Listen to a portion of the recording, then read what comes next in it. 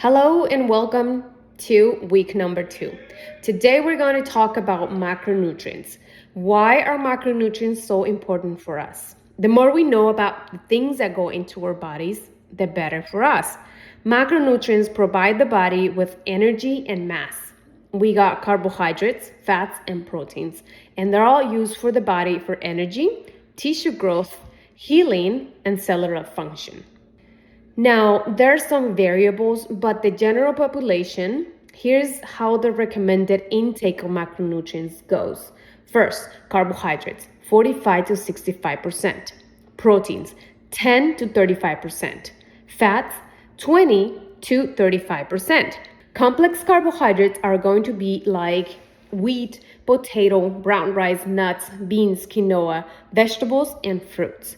Simple carbohydrates are going to be the ones we want to stay away from, and these are candy, white rice, chips, white bread, pastries, and all your cookies, your sodas, and beer. Fats can get a really bad reputation sometimes, but they're actually really important for us. They're also called lipids. Fats are another primary source of energy. They actually provide us more energy than the carbohydrates. And fats are typically can stay in our body as a storage for energy. They have additional functions that we're gonna discuss later. So 20 to 35% of the total calorie intake should be from fat. But which kind of fat we're eating, it's key. Evidence suggests that a higher intake of saturated fats is associated with heart disease. So it is recommended that we consume less than 10% of our calories from saturated fats and replace them with healthy fats. So the sources of saturated fats is going to be the meat, cheese, egg yolks, whole milk, and creamy sauces.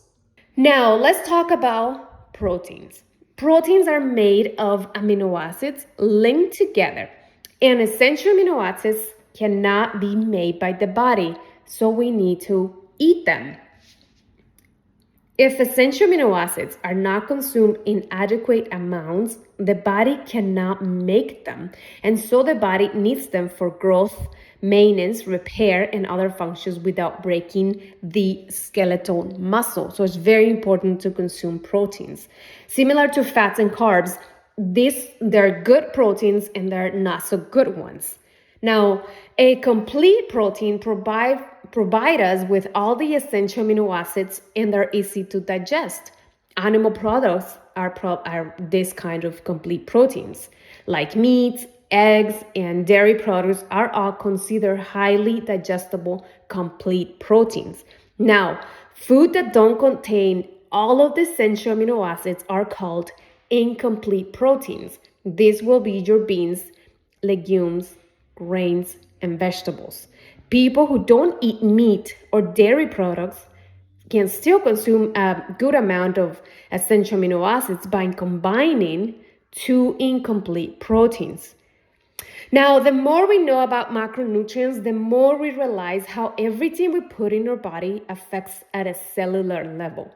In the next 3 videos, we're going to talk about each individual of them, carbohydrates, fats, and proteins, and the importance of them in our regular body. Now, it is easy to fall down into a rabbit hole of fat diets, charts, science, formula, and say, what percentage should I have of food? And what should I be eating? All of this, but it is more simple than that. We just have to have make good choices and healthy choices for us to feel energized, to heal our body, to build our muscles, to sustain, to balance, grow, hydrate, and ultimately to fulfill the hunger that we have. Healthy habits are going to be part of a regular life from now on. The possibilities of food are endless. Health is not boring, but we need to choose wisely.